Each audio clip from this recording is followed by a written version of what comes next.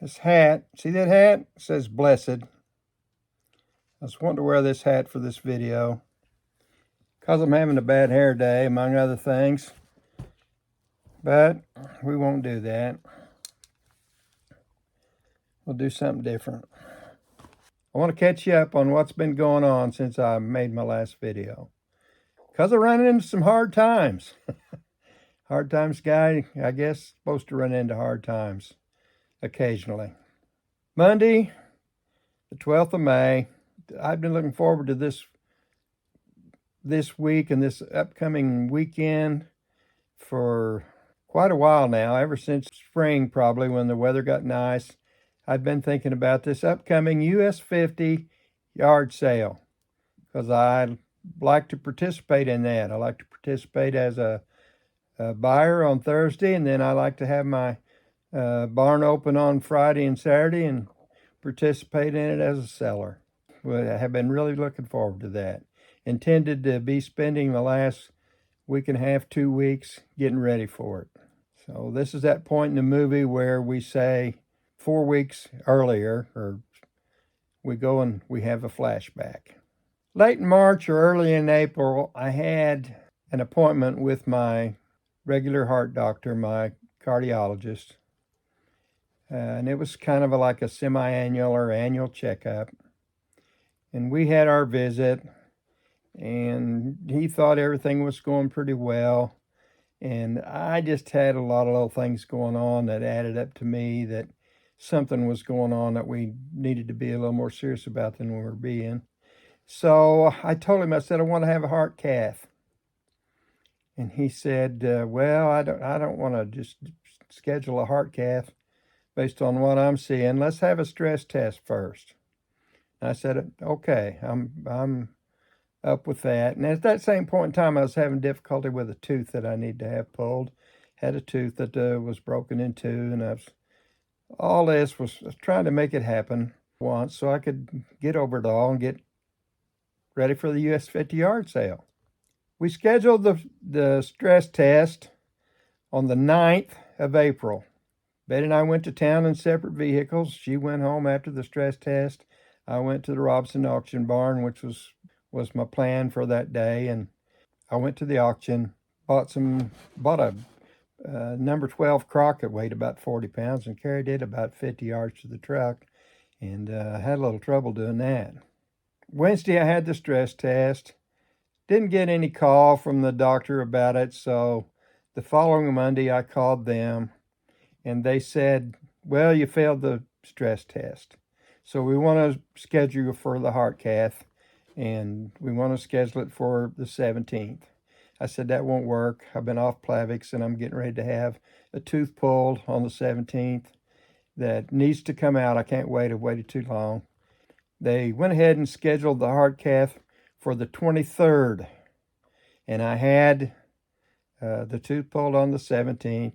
Had the heart cath done on the 23rd, and I expected him to find a problem or two, maybe get another stent, leave there, start feeling better. But that didn't work out too well for me either. They said, you got some problems that we can't fix with a stent. I needed to just wait for bad things to happen, or I needed to schedule bypass surgery. And between then and when I was having the bypass surgery, supposed to do anything because I was at risk of having a serious heart attack. So we scheduled the bypass surgery for Thursday, May the 1st. And that's been pretty much what's occupied my time between then and now. Had that surgery. Everything went great. I learned a lot of things during the surgery. During the experience of having the surgery, being in the hospital, coming out of the hospital, getting home, the early part of the recovery process, learned lots of things there. And so I'm going to make a little series of videos, one or two, that I'm going to call Random Thoughts, where I hope I can help you with bypass surgery. We don't all, number one, we don't want to have bypass surgery. Number two, sometimes we have to do things we don't want to do. Number three, when you're doing things the first time or for the first time in your life, it's hard to make all the right decisions because you have no experience doing it. So I have that experience now, and I want to share some of it with you. Hope that makes some of your decisions that you might have a little easier. Share some of my experiences with you about this surgery. When they told me I was going to have surgery, and they told me they were going to schedule it in Bloomington at the IU Health Center there, the new hospital, and they told me who the doctor was, I didn't have enough experience with any of that to say, no, that's not good. I want to go to such and such a place, which I think's better, or I want to go to such and such a doctor, which I think's better. And all my buddies in the card games in different places, they were acting like Bloomington was a bad idea. You got to go somewhere else. But the very first, that was the first decision I had to make. Yes to that or no to that. And quite frankly, it was a no-brainer for me because what's important to me in any situation like this is to have my family close by. And what's important to them in any situation like this is to be able to be there close by to support whichever family member needs the support. So for those reasons, Bloomington Hospital was the right place to go. And I didn't have anything that I considered a more legitimate reason than that to not go to the Bloomington Hospital and not have the doctor that my cardiologist recommended to me do the surgery. And I can tell you now, in hindsight, I don't regret that in any way, shape, or fashion. Knowing what I know now, if I'd known that back then, I still wouldn't make a decision now different than that. If I had to face this again, I'd do it at the Bloomington Hospital. Okay, having said that, let's move forward a little bit. One of the things that some of my children talked to me about was, Dad, you're not going to be able to do some of the things that you want to do, and one of them is get in bed and go to sleep when you get home. You need to understand that you're going to be in a recliner.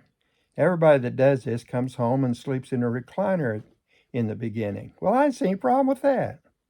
Really, I knew they were wrong. I was just going to get in bed. I wanted to. But even if they weren't wrong, well, okay. I probably have, I'm in the room I'm sitting right now, there are 1, 2, 3, 4, 5, 6 recliners. I got recliners. In the other room in there, there's 1, 2, 3, 4 more recliners in there. So that's not a problem. I got recliners. So I'm going to call that mistake number 1 that I made. Mistake number 1. During my stay in the hospital, as I began to progress and get better every day, they began to talk to me about options I had for release. They suggested to me that I go to a rehab center that does just this sort of thing, is for this sort of thing, would help me in the transition of just a few days of going from the hospital to this center and then home, and that would make everything easier for everybody. Well, once again, I thought about my family, and I thought, you know what? That's not going to be good. I need to get out here and get home, because if I don't get out here and get home, I know my wife's going to want to stay up here with me. I couldn't get her to go home from the hospital after the first night or two. And I know that if she doesn't stay up here with me, she's going to be running back and forth every day. I'm not going to be able to keep her from doing that. And my daughters, they're going to do the same thing.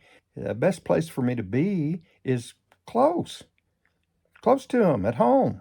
So no, I'm not going to do that. I want to get up out of this bed in the hospital, go home as soon as I possibly can. That was mistake number 2. I want to stop and talk to you a little bit about a couple other things that I learned. And one I'm going to say occurred on day one after the surgery. Had the surgery on Thursday. Things went well, I think. Everybody thought things went well.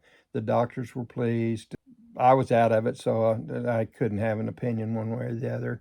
But everybody was pleased with what had happened and with what was going to happen and the progression that we were going to make. The next morning, somewhere immediately after 5 a.m., they came into my room. Some people, some nurses and other people, I think there were 4 of them. They came into my room and said, good morning, good morning. All cheery. Here's what we're going to do. We're going to get you up out of that bed, and you're going to walk over here and get on the scales. We need to weigh you. I said, you got to be kidding me. No, we're not doing that. Oh, yeah, we're going to do that. Here's one of the things that I learned. You know them little cards that they show you with the goofy looking faces on them, or the questions that you ask you on a scale of 1 to 10 or 1 to 8 or whatever the scale they're using. What kind of pain is this causing you? Well, I'd always answered that in a way that fit with my life experiences. I can tell you something about this experience the morning after my surgery. When they sat me up in that bed, turned my feet around to get them on the floor, and started describing to me how I was going to rock back and forth until I was able to stand up. And they started physically helping me do that. I gained a whole new perspective for that silly little card with the faces on it and the pain. I have a great deal of respect for anybody who's suffered greater pain than that. I had no idea at all that level of pain even existed. That you could have that pain other than just a sharp stab, that you could have that pain and it not relieve itself until whatever you was doing to cause it went away. I had to change everything that I ever thought before about pain, and everything that I ever thought before when somebody asked me that question. And now I'm going to go back to that cap that I had on that said blessed. I am a blessed man. I'm a blessed man to be able to just tell you what I just told you. So I'd never experienced pain like that. I'm 78 years old and never had experienced the kind of pain that does exist and a lot of other people put up with on a regular basis. So, whoo-wee, praise God. Enjoy yourself.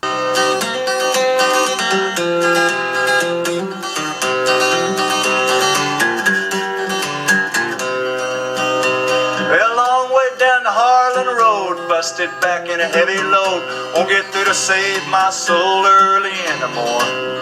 Always been a gambling man, rolling bones with either hand. 7 years to promised land, early in the morning.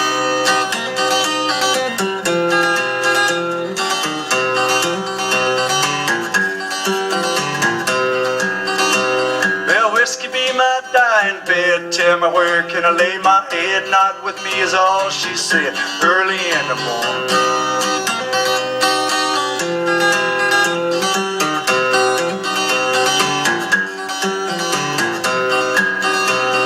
Well, if I had a dollar bill, yes I believe I surely will, go to town and drink my fill early in the morning. Well, if I had a dollar bill, yes I believe I surely will, go to town and drink my fill early in the morning.